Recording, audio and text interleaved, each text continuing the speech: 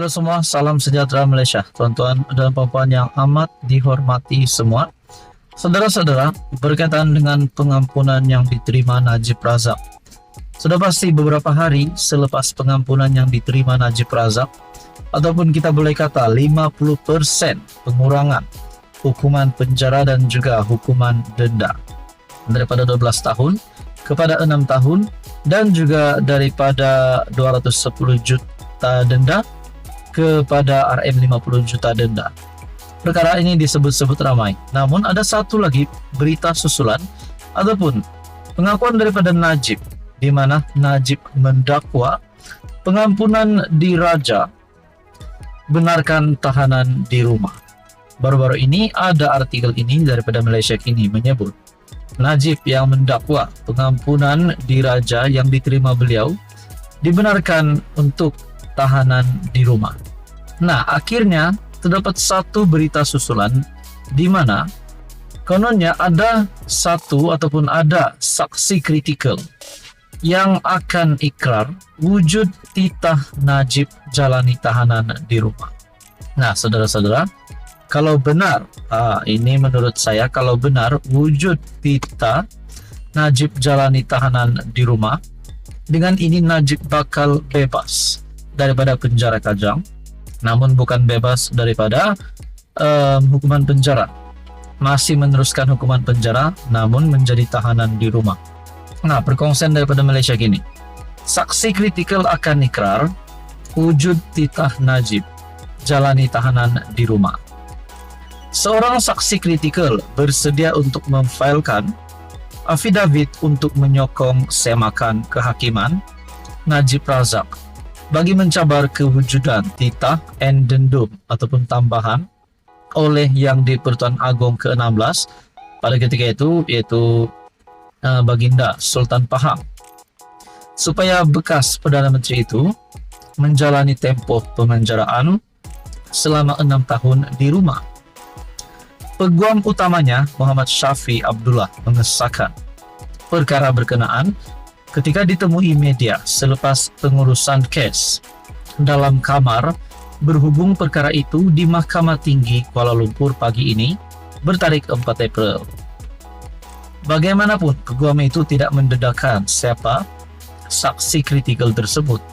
Difahamkan, semasa urusan kamar, Syafi memaklumkan kepada Hakim Amarjit Singh mengenai dakwaan saksi kritikal itu.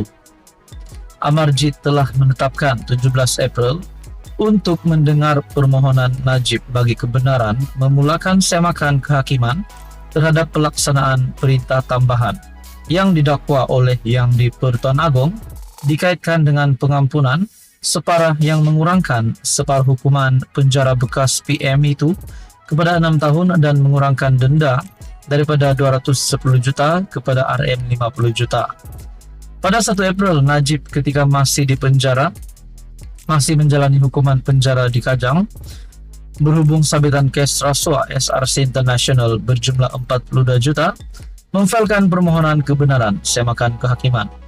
Dalam permohonan semakan kehakiman yang difailkan di Mahkamah Tinggi KL pada 1 April, Najib Razak mendakwa bahagian tambahan addendum dalam pengampunan diraja membenarkannya untuk menghabiskan baki hukuman penjara 6 tahun dengan tahanan di rumah.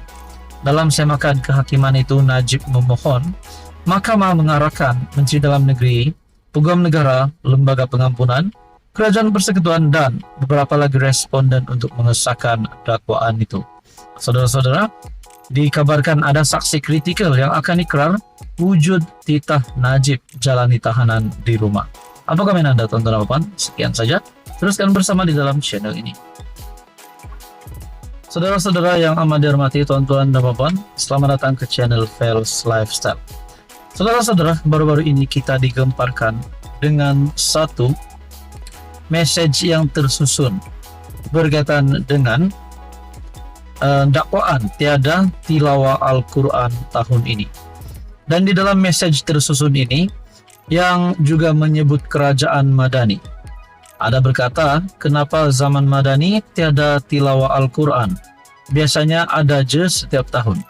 Mungkinkah mereka ini adalah cyber trooper ataupun individu-individu ataupun mungkin ada organisasi yang coba untuk menabur fitnah, untuk mengaburkan pandangan ataupun mata rakyat Malaysia supaya melihat bahwa kerajaan Madani, pimpinan Anwar ini adalah salah.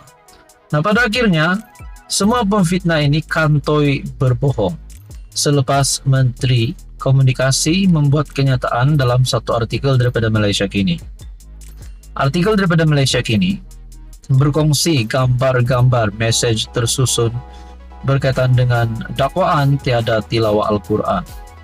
SKMM diarah bertindak isu dakwaan tiada tilawah Al-Quran tahun ini. Kementerian Komunikasi memaklumkan pihaknya mengesan satu hantaran mesej tersusun memburukkan kerajaan dengan mendakwa tiada pertandingan Majlis Tilawah Al-Quran pada tahun ini. Namun saudara-saudara, di dalam artikel ini juga berkongsi perkara ini dinafikan dan dinyatakan juga Tarik ataupun Jakim melalui laman media sosial menafikan perkara ini dan mengesahkan ada pertandingan tilawah Al-Quran. Bermakna pemfitnah ini kantoi berbohong dan tertangkap berbohong. Menterinya Fahmi Fadzil berkata dia telah mengarahkan Suruhanjaya Komunikasi dan Multimedia untuk meneliti dan mengenal pasti mereka yang terbabit dengan operasi itu. Sejak semalam, kementerian ini telah mendapati ada siri mesej yang tersusun. Satu tindakan yang dimulakan beberapa pihak, khususnya di platform media sosial Facebook, yang membuat tuduhan dangkal dan jahat. Mereka menuduh tahun ini tak ada majlis tilawah Al-Quran peringkat kebangsaan atau antarabangsa. Mesej ini diulang dengan corak sedikit berbeza kalau nak dibandingkan dengan corak yang telah kita saksikan sebelum ini.